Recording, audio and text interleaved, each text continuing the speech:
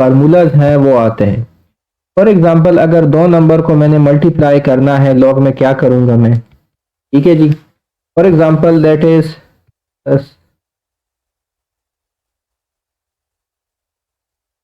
अगर मैंने मतलब मल्टीप्लाई लेना है log of a multiply b, तो this is equal to log of a plus log of b, ठीक है जी। ये आपका एक रिजल्ट है जो कि लॉग के बारे में आपको आना चाहिए। दूसरा ये है कि फॉर एग्जांपल दूसरी बात कि आपके पास दो तरह के लॉग हैं, एक लॉग ऑफ n है, एक आपके पास नेचुरल लॉग है। This is natural log ln जो है वो आपका नेचुरल लॉग है, ln is your natural log, और जो l और g है that is your log to the base 10, ठीक है, बेस 10 का लॉग। यही दो लॉग्स आते हैं। अच्छा, दूसरी बात ये है कि log 1 इज इक्वल टू 0 होता है। आप कैलकुलेटर में देख ले, log 1 इज इक्वल टू 0, ये आपको याद होनी चाहिए। दूसरी बात, अगर log टू द बेस 10 है और उसका मैं 10 लेना चाहूँ, log 10 लेना चाहूँ, क्योंकि दिस बेस इज 10, ये आपके पास 1 आएगा, ठीक है जी। और अगर log आप लेस देन 1 का ले लें, log of any value less than 1, इसका आंसर आपके पास नेगेटिव आएगा। और log of negative value this does not exist. बस ये बातें आपको याद रखनी चाहिए। बेस सेम हो, ज़्यादातर दो ही लॉग्स आते हैं, नेचुरल लॉग्स और log 10। log 10 का बेस l और g होता है, उसका बेस 10 होता है। तो multiply of both two logs is equal to log a plus log b। log 1 आपके पास 0 होता है, log 10 आपके पास 1 बराबर होता है क्योंकि इसका बेस भी 10 होता है। और log अगर आप 1 से नीचे वाली वैल्यू का लेंगे वो आपके पास नेगेटिव आंसर आएगा। और अगर आप किसी नेगेटिव वैल्यू का log लेना चाहें तो वो आपके पास साइंटिफिक एरर देगा। फॉर एग्जांपल अगर मैं कहूँ कि जी log ऑफ -6, तो this is scientific error, this does not exist. अगर मैं log ऑफ 0.5 करूंगा तो ये मेरे पास कोई नेगेटिव आंसर आएगा, because log of less than 1 is negative, ठीक है जी।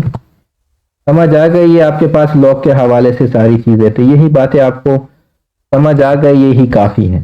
सर मेरे ख्याल से रिसेंटली किसी पेपर में लॉग पॉइंट वाले क्वेश्चन भी आ गए थे, उनको कैसे सॉल्व किया जाता है? आप क्वेश्चन बता दे, वो मैं सॉल्व कर दूंगा। ऐसे हवा में तो मुझे नहीं पता कि कौन सा क्वेश्चन आया था। या आप ग्रुप में पोस्ट कर दे, व्हाट्सएप ग्रुप में पोस्ट कर दे, वो हम सॉल्व कर देंगे। सही है जी, आप व्हाट्सएप ग्रुप में वो वाला क्वेश्चन पोस्ट कर दे, हम सॉल्व कर लेंगे, ठीक है जी। बट यही कोई कॉन्सेप्ट लॉग का ही यूज होगा उसमें, यही वाला कोई कॉन्सेप्ट यूज होगा लॉग वाला। ये जो मैंने 4-5 चीजें बताई हैं। एक दूसरी बात है कि log of x power n होता है that is equal to n log of x, ठीक है। ये भी एक फार्मूला है कि log of x power n is equal to n into log of x। तो शायद इस फार्मूले को यूज किया गया, वो आप क्वेश्चन पोस्ट कर रहे हो, वो हम सॉल्व कर लेंगे। Okay sir. लेकिन ऐसे कोई उसमें नहीं होगा कि कोई फार्मूला ही यूज होगा, कोई जनरल रिजल्ट ही यूज होगा लॉग का गेट के पेपर में, क्योंकि कैलकुलेटर नहीं अलाउड। तो कोई ऐसे पॉइंट्स में नहीं आएगा जो आपको ना आता,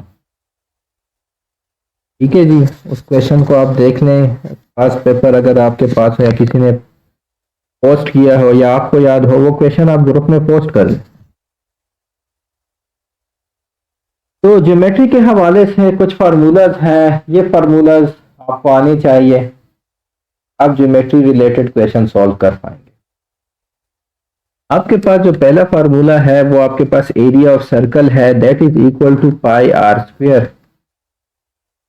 एंड रिमेंबर जो पाई की वैल्यू है वो आपके पास 3.14 है, आर 22/7 है। और इसके अलावा सरकमफेरेंस ऑफ सर्कल। अच्छा, एरिया क्या है कि एक सर्कल के अंदर जितना भी रीजन मौजूद है वो उसका एरिया है। सरकमफेरेंस क्या है कि अगर आप सर्कल के एक पॉइंट के सरफेस से आ जाएं और दूसरे पे दोबारा आ जाएं, आपने कितना डिस्टेंस कवर कर दिया, तो वो आपके पास बराबर है 2 पाई आर के। सर्कल का जो सरकमफेरेंस है that is equal to 2 pi r. उसके बाद जो तीसरा फार्मूला है आपके पास that is area of square, which I suppose you know कि अगर एक साइड स्क्वायर का एल है, so area of square is l square. अच्छा, आपको इन टर्म्स ऑफ डायगोनल भी एरिया ऑफ स्क्वायर आना चाहिए। In terms of diagonal area of square is half into diagonal square.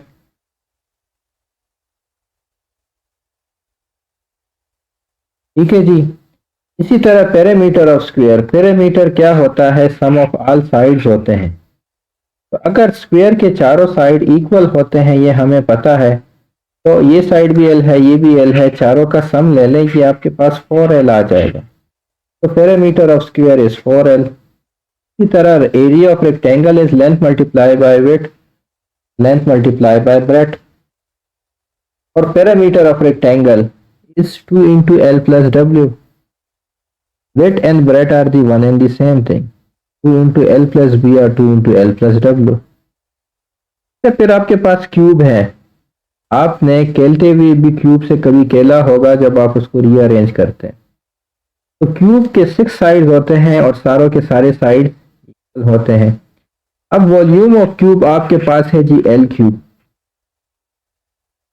Surface area of cube, क्योंकि एक surface ये एक surface हो गया, इसी तरह 6 सरफेस होते हैं। अब एक सरफेस का एरिया ए स्क्वायर है तो 6 सरफेस है, तो सरफेस एरिया एस स्क्वायर है। सॉरी, अगर एक सरफेस उसका एस है तो surface area of cube is 6s square. S का मतलब है कोई भी साइड क्यूब का, यहाँ भी एल का मतलब है कोई भी क्यूब का साइड, ये सारे साइड है। ठीक है, ये भी आपका लेंथ है, ये विड्थ है, दिस इज आल्सो साइड। इसी तरह वॉल्यूम ऑफ सिलेंडर आपके पास पाई आर स्क्वायर एच है और सरफेस एरिया ऑफ सिलेंडर आपके पास 2 पाई आर एच है। ठीक है जी। तो ये जो फार्मूलाज हैं, मुझे उम्मीद है आपको बहुत सारे फार्मूलेस का पता भी होगा, पहले से नहीं पता तो इन फार्मूलाज को आप लोग याद कर लें। These are very basic formulas, मतलब इस फार्मूले से आपने 4th 5th से ही आप ये फार्मूले पढ़ते आ रहे होंगे। तो ये जिसमें कई फार्मूले आपको याद होंगे, जो नहीं याद उनको आप लोग याद कर लें। ठीक है जी। Now let us start the question. Two angles of a triangle are 50 degree and 70 degree, what is the third angle. देखिए, हमारे पास जो ट्राइंगल है उनके सम ऑफ एंगल्स 180 के बराबर होते हैं। एक एंगल 50 का है, दूसरा 70 का है। ट्राइंगल में कितने एंगल्स होते हैं, ट्राइंगल में आपके पास 3 साइड्स होते हैं एंड और 3 एंगल्स होते हैं। जितने साइड्स हो उतनी एंगल्स। अब आपको 2 एंगल्स गिवन है, तो थर्ड एंगल को आप x कह लें। इन तीनों एंगल्स का जो सम है वो 180 के ही बराबर होगा। This is 120 plus x is equal to 180, which means that x is equal to 180 minus 120, which is 60 degree. ठीक है जी। Next question, the length of two sides of the triangle are 3 centimeter and 4 centimeter. What is the length of the third side? Again, यहाँ पे हम बहुत important बात करने वाले हैं। कुछ लोग इसमें डायरेक्ट 5 सेंटीमीटर लिख लेते हैं, जो कि गलत है। 5 सेंटीमीटर तब होता जब आपके पास ये राइट एंगल होता। राइट एंगल का पता है कौन सा होता है, जिसमें आपके पास एक 90 डिग्री होता है। यहाँ पे आपको 90 डिग्री नहीं गवन, तो आपका थर्ड साइड 5 सेंटीमीटर नहीं हो सकता। अब ट्राइंगल के बारे में एक और बात, पहले तो हमने कहा कि सम ऑफ एंगल्स 180 डिग्री है। एक और बहुत इंपॉर्टेंट बात मैं आपको ट्राइंगल के बारे में बता रहा हूँ कि ट्राइंगल का जो भी साइड होता है वो बाकी 2 साइड के सम से छोटा होता है और उनके डिफरेंस से बड़ा होता है। अगर आपको ट्राइंगल के 2 साइड गिवन है, तो जो तीसरा साइड होगा ना, वो इन 2 साइड्स के सम से छोटा होगा और इन 2 साइड्स के डिफरेंस से बड़ा होगा।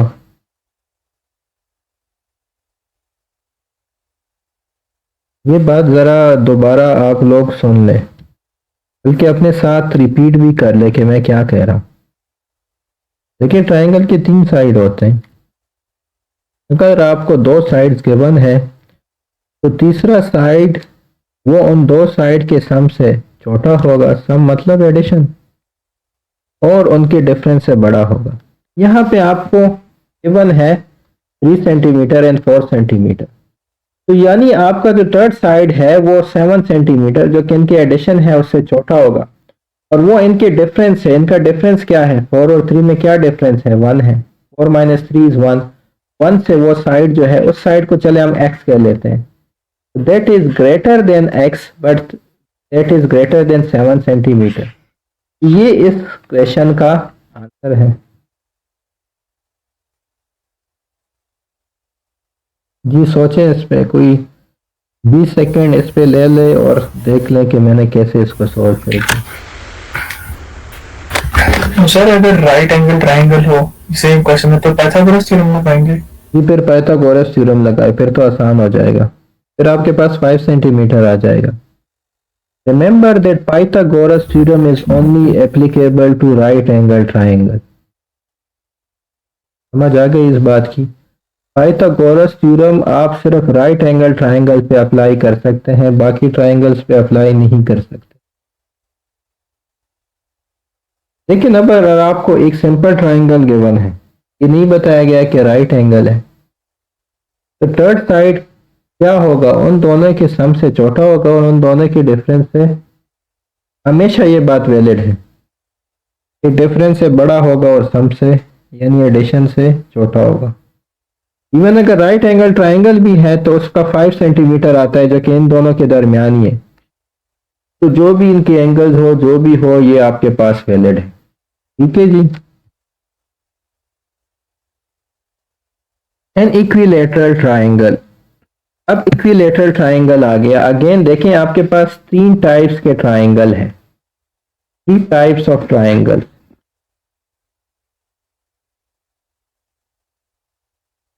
एक वो ट्राइंगल जिनके तीनों साइड्स इक्वल होते हैं, 3 साइड्स इक्वल, उस ट्राइंगल को कहते हैं इक्विलेटरल ट्राइंगल। इक्विलेटरल ट्राइंगल कौन सा होता है, जिसकी 3 साइड्स इक्वल होते हैं।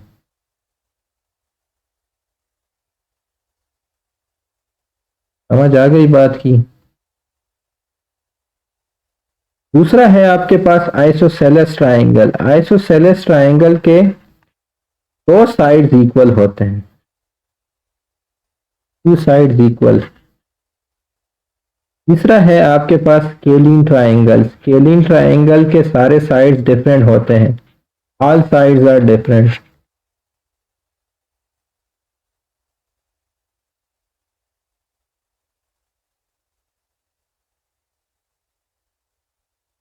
अब देखें इक्विलेटरल ट्राइंगल के ऑल साइड्स इक्वल है तो आर एंगल्स भी इक्वल होंगे।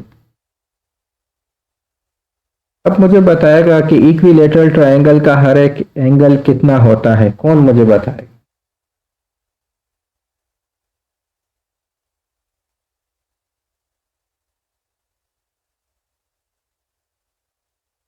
इक्विलेटरल ट्राइंगल क्या होता है, 60।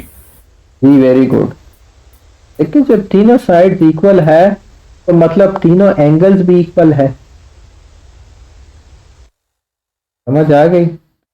जब तीनों एंगल्स इक्वल है क्या मतलब है इसका, टोटल एंगल्स कितने होते हैं ट्राइंगल में, 180 डिग्री होते हैं, तीनों इक्वल है तो हर एक एंगल 60 ही होगा। आइसोसेलेस ट्राइंगल में 2 साइड्स इक्वल और स्केलिन में ऑल साइड्स डिफरेंट। ठीक है।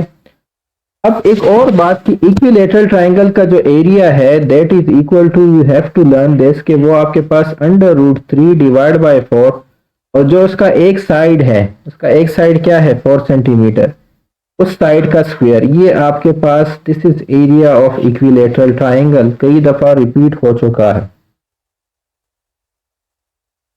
एक साइड 4 है, सारे साइड 4 है, तो आपने इस साइड को L को लेके एरिया आपके पास इस केस में क्या हो जाएगा, ये आपका length of side of square है, 4 का square. This is √3 divide by 4 into 16, this is 4 √3। इसका आंसर आपके पास 4, this is 1, this is 4, 4 multiply by √3 is 4 √3। ये आपका इस क्वेश्चन का आंसर हो गया। एक और फॉर्मूला आपने याद करना है कि area of equilateral triangle is this much, is equal to this thing. ठीक है,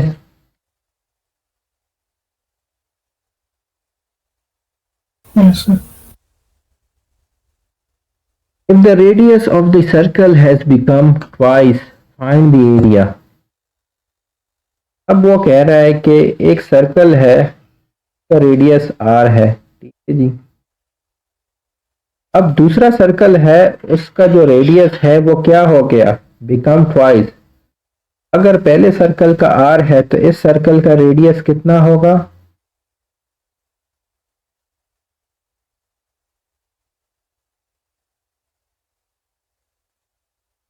पहले सर्कल का 2r होगा, ठीक है। सो दिस इज 2r।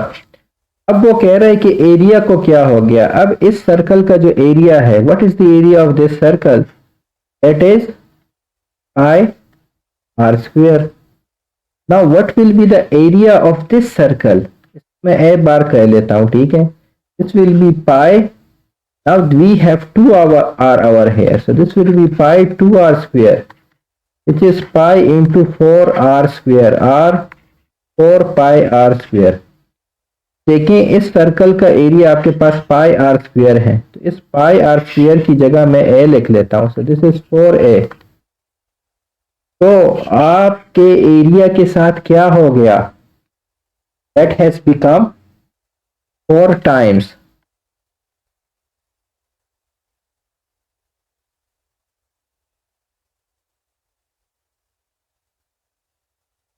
जी समझ आ रही है।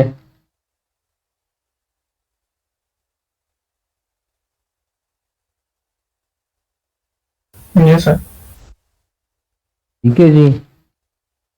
Find the area of a circle whose diameter is 2 centimetre. अच्छा, डायमीटर और रेडियस के दरमियान रिलेशन क्या है कि diameter is equal to 2 times the radius, तो r is equal to d/2। r आपके पास 1 सेंटीमीटर हो गया। अब एरिया क्या है, that is pi r square, so pi into 1 square, this is equal to pi, so the area of the circle is pi। ठीक है जी।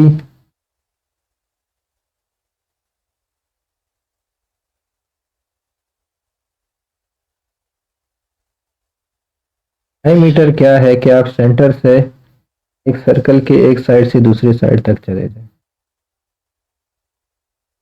तो diameter is equal to 2r, यानी 2 times the radius, radius is equal to diameter by 2। The circumference of a circle is 64 pi, find the area. Circumference of the circle आपके पास equal होता है 2 pi r के, this is equal to 64 पाई।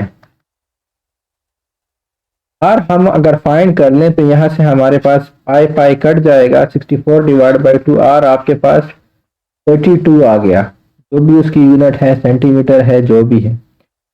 अब area find करना है, so area is equal to again pi r square, तो pi and 32 square, 32 का स्क्वायर ले लें, आई थिंक इट्स 1024, तो 1024 इस सर्कल का एरिया है, इस क्वेश्चन का आंसर है 1024 पाई।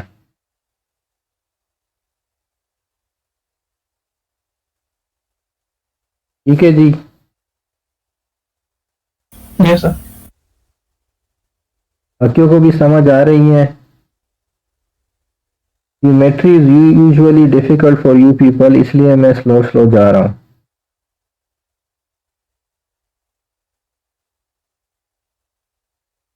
देखिए आपने क्या, सर्कमफेरेंस आपको पता है 2 पाई आर है, एरिया आपको पता है पाई आर स्क्वायर है, तो ये क्वेश्चन सॉल्व हो गया। डायमीटर का भी आपको पता है कि 2 टाइम्स रेडियस होता है। अभी तक हम इसी 3 चीज़ों में जो है ना वो इधर उधर हो रहे हैं। अच्छा, फिर आपको है कि volume of a cube is 64 cm cube, volume is equal to 64 cm cube. Find the length of each side, L आपने फाइंड करना है। अब देखिए वॉल्यूम ऑफ क्यूब हमारे पास किस चीज के इक्वल था, तो हमने पहले ही देख लिया था कि volume of cube is equal to l cube, l is the side of one side of the cube.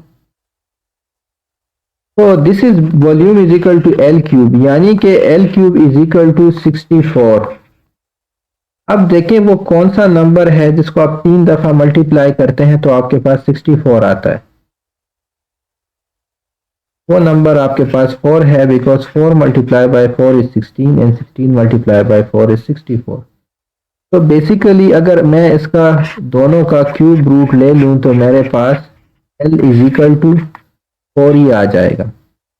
इधर पे जो आपके पास आंसर है, what is the length of each side, so that is 4 centimetre.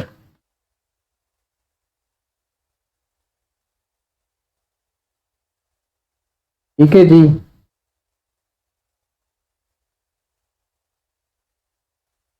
Power का क्या मतलब होता है कि आपने उस नंबर को उसी इतनी टाइम मल्टीप्लाई करना है, अगर पावर जो है वो 1 से ग्रेटर हो और होल नंबर हो। ठीक है जी। तो अगेन इस क्वेश्चन को देख लें। The ratio of length to weight of a box is 7:3। एक बॉक्स है, उसकी जो लेंथ टू वेट रेशियो है ना LW, वो आपके पास 3:7 है। If area is 84 units, area जो है इस बॉक्स का वो आपके पास 84 यूनिट्स है। आपने फाइंड करना है वेट ऑफ बॉक्स। कैसे करेंगे, व्हाट डू यू थिंक?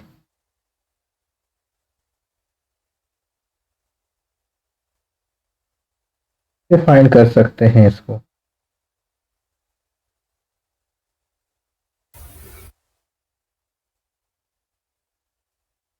पहले तो आप मुझे ये बताइए बॉक्स कौन से शेप का है? रेक्टेंगल भी सामने से रेक्टेंगुलर है, वेरी गुड, ठीक है रेक्टेंगल। जी, सही है बिल्कुल। अब देखें what is area of rectangle. What is area of rectangle? 2L plus 14 तो पैरामीटर है बेटा, क्या कर रहे हैं आप? Area of rectangle is length into width.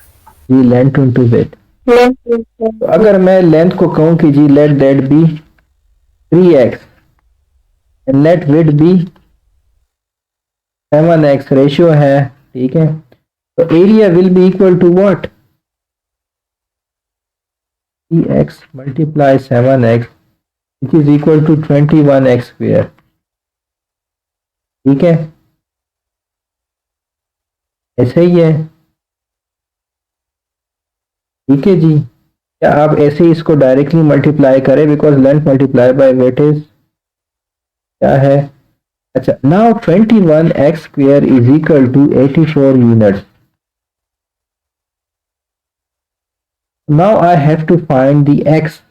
ठीक है, तो this is x square is equal to 84 divide by 21 which is equal to 4।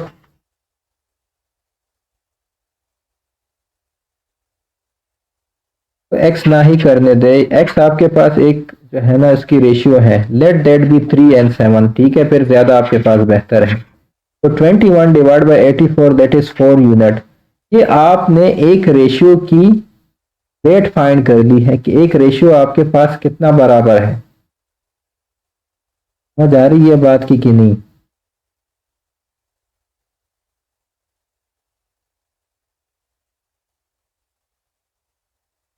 जी,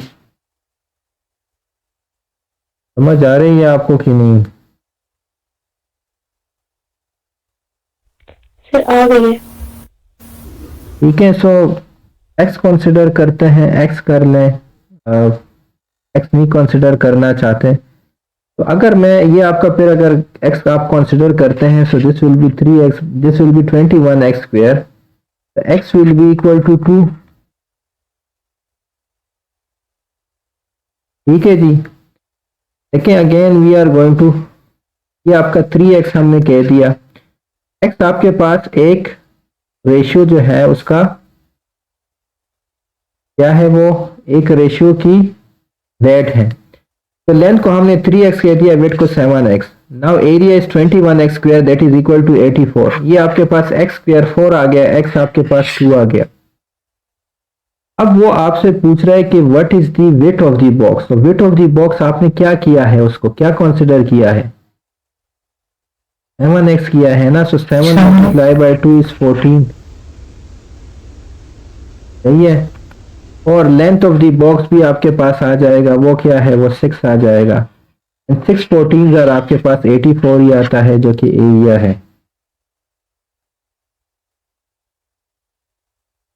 समझ आ गई इस क्वेश्चन की कि नहीं? ठीक है। ठीक है जी। Yes sir. लेंथ आपके पास 7x हो गया, उसको साथ में x भी डाल देना। वेट आपके पास 3x हो गया। इनका एरिया क्या है, मल्टीप्लाई कर ले, that is 21x square. Area is given 84, इससे आप x निकाल लें, x आपके पास 2 आ गया।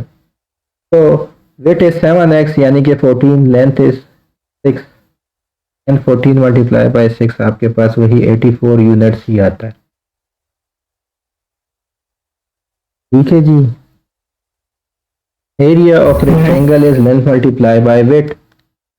पैरामीटर जो है वो इक्वल होता है 2 इंटू एल प्लस डब्ल्यू। ठीक है जी। एल प्लस बी और L plus W one and the same thing. ठीक है जी। अब दूसरा क्वेश्चन आप देख लें। The length of the room is 7 meter and the length of the room is 7 meter and weight is 5 meter. एक रूम है, हम एज्यूम कर लेते हैं कि ये आपका ही रूम। उस रूम का जो लेंथ है वो 7 मीटर है और जो वेट है वो 5 मीटर है। ठीक है जी। ये आपका रूम हो गया। ऐसी बात है, अब आपके पास ये कौन से शेप का रूम है, ये रेक्टेंगुलर शेप का ही रूम है। ठीक है जी। अब आपसे कह रहा है आपने इसमें what is the cost of floor slab at the rate of RS10 पर स्क्वायर मीटर। ये रूम बनाने का आपसे कोई बंदा, आप ये रूम बनाना चाहते हैं, ठीक है, उसमें जो है फ्लोर लगाना चाहते हैं, टाइलें लगाना चाहते हैं। अब वो टाइलें किस कीमत पे बन रही है, RS100 पर स्क्वायर मीटर पे। समझ आ गई है आपकी बात की। ये आपका रूम है और आपने जो है मिस्त्री बुला लिया या जो भी बुला लिया कि जी मुझे मुझे इस रूम में जो है आप टाइलें लगा के दो। वो कह रहा है कि मैं पर meter square, square meter means के पर मीटर स्क्वायर, 1 मीटर स्क्वायर के मैं आपसे 100 रुपीज लूंगा। अब आपसे क्या पूछा गया है, find the cost of the floor slab. इस पूरे रूम का कितना खर्चा आएगा टाइलों लगाने में।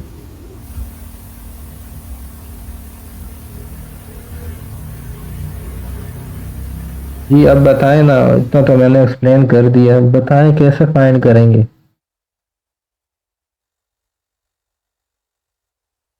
तभी तो आपने लकड़ी लगाई होगी, कुछ तो किया होगा, या बहुत ही मम्मी डैडी है, कुछ भी नहीं किया हुआ। हाँ हाँ। तभी तो आपने कहा, आपके शायद पेरेंट्स ने कहा हो कि यार इस रूम में कुछ लगा दे या लकड़ी लगा दे। तो लकड़ी वाले आपसे पर एरिया ज्यादातर चार्ज करते हैं या पर फुट चार्ज करते हैं, पर एरिया ज्यादा चार्ज करते हैं। तो वो कैसे कैलकुलेट करते हैं। तो इसके एरिया को उससे मल्टीप्लाई कर लेंगे रुपीज से। ठीक है, वेरी गुड। अब इसका एरिया क्या है, कोई और बता दें। इसका क्या एरिया है, इस सरफेस का, इस रूम का क्या एरिया है, कोई और बता दे। शाबाश, क्या एरिया है इस रूम का। ये रूम कौन से शेप का है और इसका क्या एरिया है।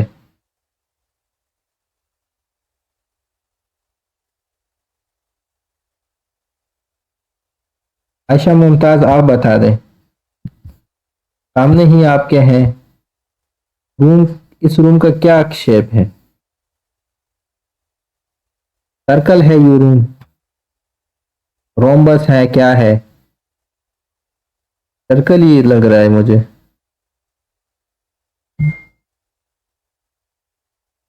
जी क्या शेप है इस रूम का। हेलो, ये ओन अब्बास काजमी ये बता दे क्या शेप है इस रूम का। सर चैट में आंसर आ गया। चलो शेप में देख लेते हैं। ठीक है जी, अरसलान वाले गुड।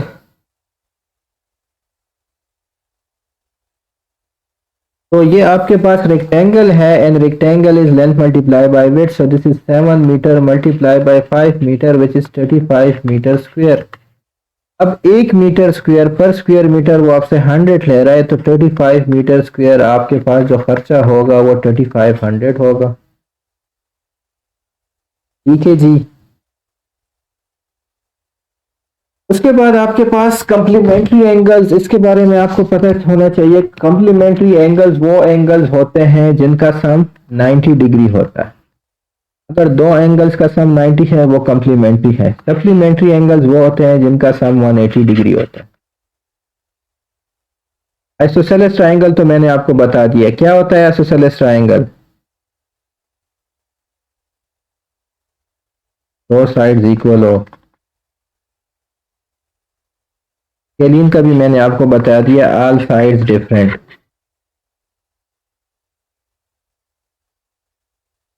ठीक है जी। तो अगर मैं कहूं कि मेरे पास कम्प्लीमेंट्री एंगल है, एक एंगल 40 है तो दूसरा क्या होगा 50 होगा, क्योंकि इनका सम 90 है। ठीक है जी। Yes sir. नेक्स्ट क्वेश्चन आप देखें, what is the volume of the cube whose total surface area is 216 square inches. अब आपको सरफेस एरिया ऑफ क्यूब का फार्मूला पता हो और वॉल्यूम ऑफ क्यूब का फार्मूला पता हो, आप ये क्वेश्चन सॉल्व कर सकते हैं। सरफेस एरिया ऑफ क्यूब जो है वो आपके पास इक्वल होता है 6s स्क्वायर के।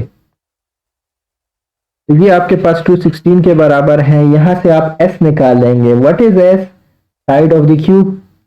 तो यहां से s square is equal to 216 divide by 6 हो जाएगा। s square will be equal to 36, s will be equal to 6, क्योंकि माइनस तो नहीं हो सकता। s आपके पास, अच्छा ये स्क्वायर इंचेस है, इंच स्क्वायर, तो आपके पास ये इंच आ जाएगा। अब आपने इसका वॉल्यूम फाइंड करना है। अगर एक साइड 6 इंच है, what will be the volume of the cube. इस क्यूब यानी हर एक साइड का क्यूब, तो 6 इंच का क्यूब, तो कि आपके पास 216 इंच क्यूब आ जाएगा। ये आपके पास इसका आंसर आ गया। तो 3 दफा ये रिपीट हो चुका है। ठीक है जी, समझ आ रही है। Yes sir. यार ऐसा लग रहा है कि एक ही बंदे को समझ आ रही है जी। अभी तक जितने हुए हैं वो सबको क्लियर है। अरसलान मलिक आपको क्लियर है, नवाबजादा आपको, और उरू मलिक है, आज सबको क्लियर है, कोई मुश्किल तो नहीं है। काइंडली इसको सीरियस ले या करें, ना ये ज़्यादा मुश्किल है ना ये ज़्यादा आसान है। अगर आपको आसान लग रहा है तो वो इसलिए लग रहा है कि मैं सॉल्व कर रहा हूँ, सॉल्व करते में बाकी को आसान लगता है। अगर आपको मुश्किल लग रहा है तो मुश्किल शायद इसलिए लग रहा है कि आपको फार्मूलाज नहीं याद। फार्मूलाज आप याद कर लेंगे, ये मुश्किल नहीं है। तो ना ये आसान है ना ये मुश्किल है। हाँ, अगर आप इसमें मेहनत करते हैं। अभी तो देखें आपके पास कोई 10-11 दिन ही रहते हैं, तो रोज़ाना आप कम से कम 4-5 घंटे गेट के लिए पढ़ लिया करें, ताकि आपका एक काम तो हो सके, गेट आपका क्लियर हो जाए, फिर बाकी चीज़ें आप लोग साथ साथ करते जाएं। अच्छा, next question, if area of a circle is 4 pi square meter, what is the circumference. कौन फाइंड करेगा, शाबाश। एरिया आपको गिवन है कि 4 पाई है, एरिया बराबर होता है पाई आर स्क्वायर के। पाई आर स्क्वायर इज 4 पाई, यानी आर आपके पास इक्वल है 2 के। 2 मीटर हो गया, ठीक है, स्क्वायर मीटर है, ये मीटर स्क्वायर था, ये आपके पास 2 मीटर आ गया। What is the circumference of the circle. Circumference बराबर है 2 पाई आर के, so 2 pi into 2 meter which is 4 pi meter. ये इसका आंसर है। This is the circumference of this circle. क्या मुश्किल है इसमें।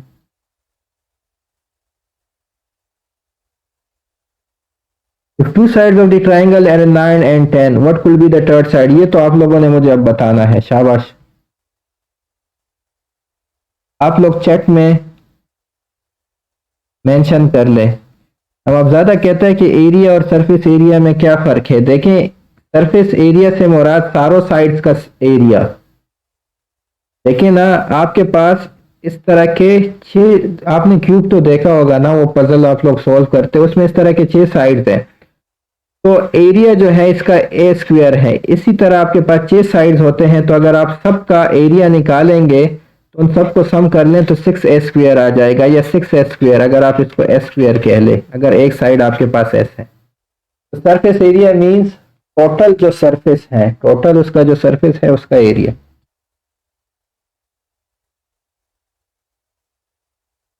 क्या आंसर है इसका?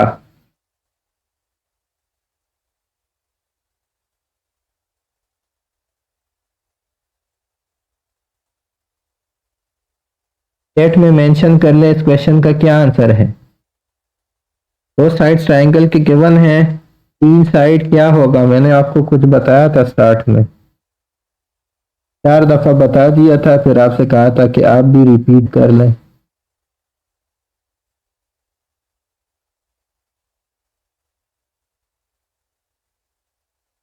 Ali Anwar very good, Arsalan Malik very good.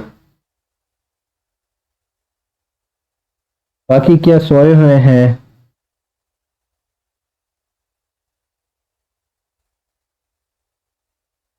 कि बाकी क्यों आंसर्स नहीं कर रहे? कि ओन अब्बास आपको क्या मसला है, आपने आंसर नहीं दिया, समझ नहीं आई?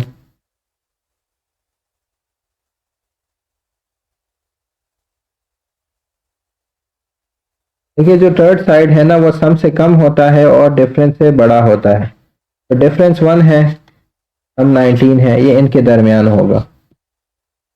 Next question, the length of rectangle is twice the width. ठीक है, एल आपके पास बराबर है 2 टाइम्स विड्थ के, ये एक हो गया। Find the parameter if area is 128 centimeter square. अब देखिए area of rectangle is equal to length multiply by width. अब एल आपके पास 2w के बराबर है, so area is equal to 2w square. अब आपको गिवन है कि area is 128 centimeter square, so this is equal to 2w square. w हमने फाइंड करना है, तो 128 डिवाइड बाय 2 सेंटीमीटर स्क्वायर, ये आपके पास w स्क्वायर आ जाएगा। w स्क्वायर आपके पास 64 आ गया। अंडर रूट ले लें, w आपके पास अंडर रूट ऑफ 64 इज 8 सेंटीमीटर। होपफुली आपको पता होगा कि अंडर रूट 64 क्या है, बिकॉज 8 मल्टीप्लाई बाय 8 इज 60। अब देखिए वेट आपके पास 8 है, तो लेंथ क्या होगी, L is equal to 2w है, तो length is 16 centimeter. Now we need to find the parameter. Parameter is equal to 2 into L plus w, तो 2 into L is 16 and 8, so 2 into 24 which comes out to be 48 centimetre. इस question का answer आपके पास 48 centimetre है। अगर देख लें आता है नहीं आता आपको।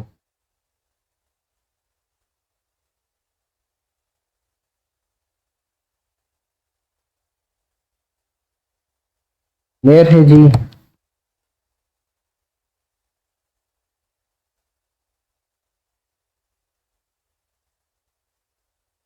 सप्लीमेंट्री एंगल्स वो होते हैं जिनका सम 90 के बराबर हो। सप्लीमेंट्री एंगल्स वो होते हैं जिनका सम 180 के बराबर हो।